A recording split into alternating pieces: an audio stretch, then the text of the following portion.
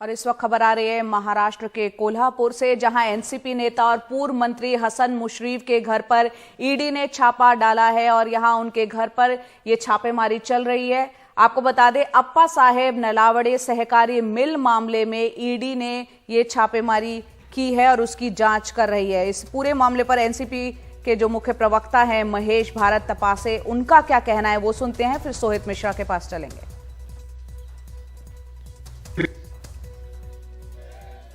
पिछले 2-2.5 साल से हम देख रहे हैं कि भारतीय जनता पार्टी के लोग आरोप लगाते हैं और केंद्रीय जांच एजेंसी, वो फिर इनकम टैक्स हो, ईडी हो, सीबीआई हो, इसके ऊपर कार्रवाई करती है, रेड करती है और उनको हिरासत में लेती है।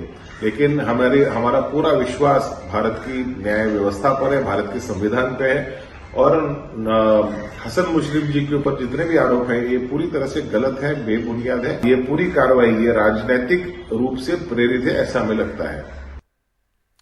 और सोहित मिश्रा मुंबई से हमारे सहयोगी फोन लाइन पर जुड़ रहे हैं। सोहित, यहाँ पर हमने एनसीपी के प्रवक्ता को सुना, ये पूरा मामला वो बता रहे हैं राजनीतिक बदले की कार्रवाई है। ये मामला क्या है, समझाएं हमारे दर्शकों को। जी देखिए, हसन मुश्रीफ जो हैं वो एनसीपी के विधायक हैं और पूर्व मंत्री रह चुके हैं। उनके घर पर फिलहाल छापेमारी चल रही है।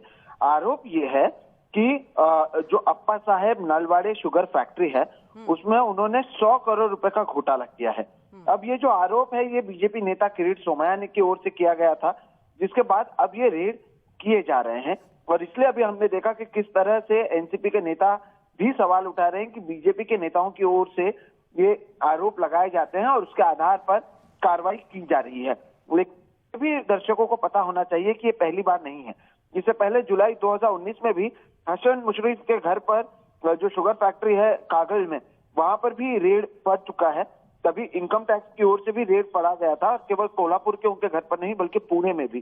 तो ये दूसरी बार है जब ये रेड हो रहा है और रेड जब होने लगा तब उनके कार्यकर्ता भी वहां पर पहुंचकर नारेबाजी कर रहे हैं कि किस तरह से टारगेट किया जा रहा है विधायकों को बीजेपी के ओर से लगाए गए आरोपों के बाद।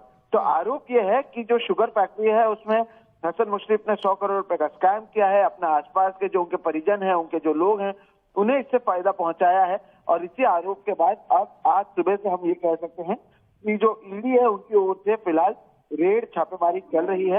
अब इसके आगे क्या कुछ होता है ये देखना अहम होगा।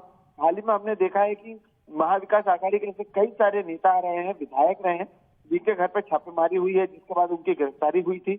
हसन मुश्रीफ के मामले में क्या कुछ होता है इस पर नजर बनी रहेगी, क्योंकि जैसे कि मैंने कहा इससे पहले जुलाई 2019 में भी एक बार छापेमारी हो चुकी है और अब एक बार फिर से उनके घर पर छापेमारी चल रही है। तो ये पहली बार नहीं है, इससे पहले 2019 में भी हमारे सहयोगी सोहित मिश्रा बता रहे हैं पहले भी इस तरह की छापेमारी हुई है। अपने दर्शकों को बता दें, महाराष्ट्र के कोल्हापुर में हसन मुश्रीफ जो कि एनसीपी के नेता हैं, विधायक हैं और पूर्व मंत्री भी रह चुके हैं, उनके घर पर ये छापेमारी चल रही है। शुगर फैक्ट्री में 100 करोड़ के घोटाले को लेकर ये कार्रवाई और ईडी जो है छापेमारी अभी कर रही है।